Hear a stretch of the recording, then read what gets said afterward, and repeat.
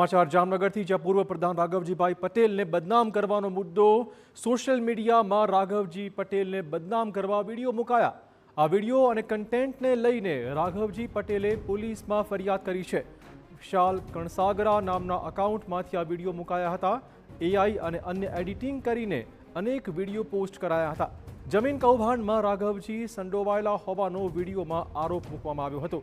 पैसा पड़ावा माटे आवा वीडियो मुकाया होवानो राघवजीए पोतानी फरियादमां उल्लेख कर्यो छे। राघवजी पटेले आ बाबते पोलीस फरियाद करी छे। विशाल कणसागरा नामना अकाउंटमांथी आ वीडियो पोस्ट थया हता। हालमां पोलीस आ केसनी तपास करी रही छे। राघवजीभाई पटेलने बदनाम करवानो आ मुद्दो